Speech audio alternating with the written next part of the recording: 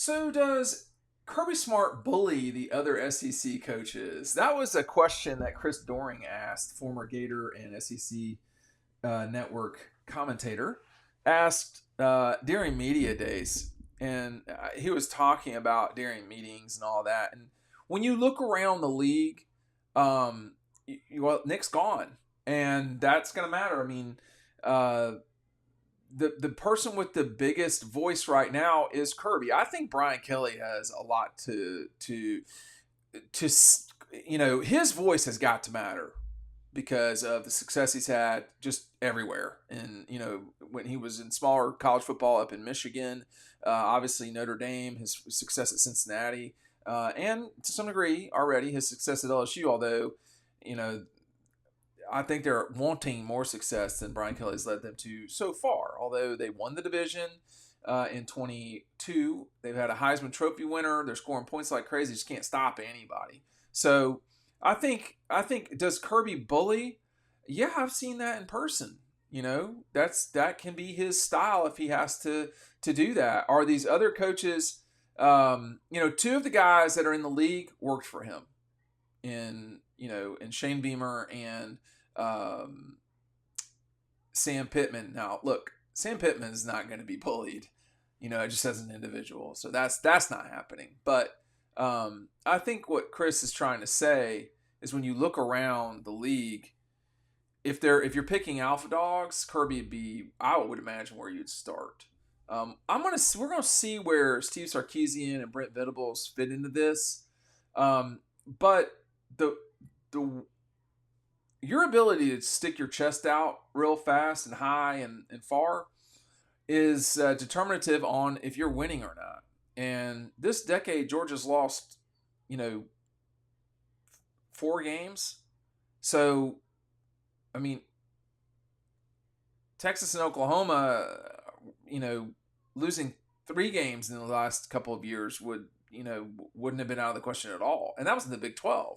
And what's it going to be like for them when they come into the league? And I think you look at Tennessee, which was just, as, hot and on fire as anybody when they rolled into Athens. They had Peyton Manning there, and here came the rain and everything. But the problem for the Vols was they left with a big L, and then that was sort of the kickoff of that game, or the first 10 minutes, 5 minutes of that game, getting that fumble. That's been the peak of Tennessee football so far. I mean, winning the Orange Bowl is a big deal, by the way. But I mean, the trajectory at that point was still going north. So, at Tennessee, can you say Josh Heupel is, everybody's chasing Georgia right now. That's where we're at. And, I think Stoops at Kentucky has been outstanding. You've got a brand new coach at Texas A&M. You've got 2 new folks coming in the league with Oklahoma and Texas. You've got, Florida as fragile as we've seen in some time. Kalen DeBoer is, relatively speaking, an afterthought. And he's going to be really good at Alabama, you would imagine. Hugh Freeze at Auburn, and with State and Ole Miss. I know everybody knows Lane Kiffin's situation, but I wonder how many people could name you the head coach at Mississippi State. I don't know how many it would be. So that's Chris Doering's point. I think is you're 9 years. This will be year 9 for Kirby, and by any measure of success, by any measure, this has been successful at Georgia. And whereas you could have possibly lost the national championship in 2022 if the Ohio State kicker kicks the ball, straight. Whereas you could have lost it in 21 if the circumstances were different and you didn't get into the playoff. But once they got into the playoff, Georgia was just the best team of the group. You could have won a national championship in 17. It didn't happen. You could have won an SEC championship in 18 and possibly beyond. That didn't happen. 19, I think, for what it was, Georgia maximized what it had. And 20 was just a mess. it's hard to. And 23, I think that was a season that Georgia should have won a national championship and didn't. I mean, I don't know. I don't.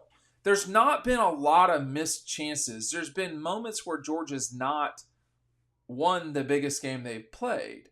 That's not the same as none of us maximize every single moment in life or every single opportunity in life. And the thing about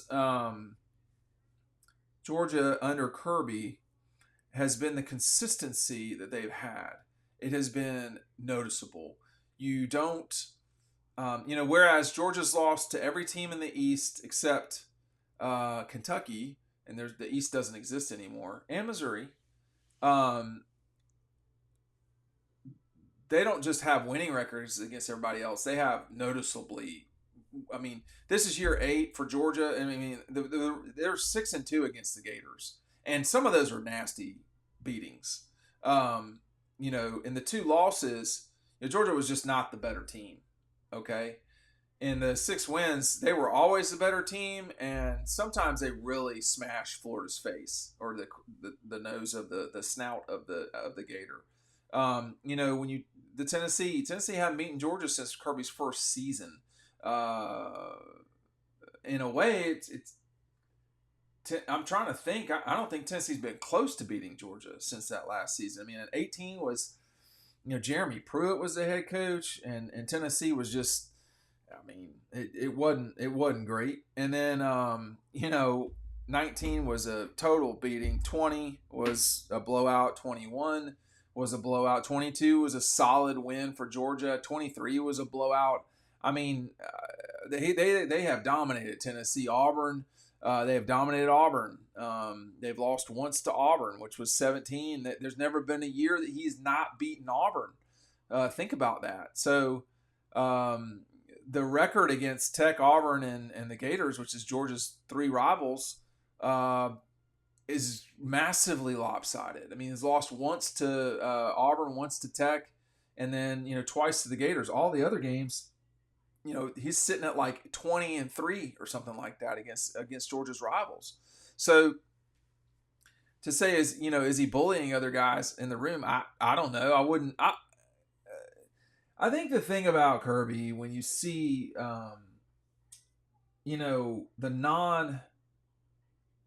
so the public only sees what happens during games, either if you're there live, when a camera is on him, or press conferences, I guess. We see him a lot more than that. You see the expression as he comes in, onto the field, off the field, the way he's acting when the cameras are not on him, the expression on his face going into the press conferences, leaving the press conferences, when he's talking with coaches on road games, after games. He spoke to him, and Eli Drinkwitz spoke for minutes. It was a long time. Drinkwitz had finished his obligations to the media. This was in 2022, and Georgia, that was a night game, and I guess Georgia was packing everything up, and Drinkwitz and Kirby were sitting there talking for, I wouldn't say 15 minutes, but it was a long time. And he knows a lot of people in football.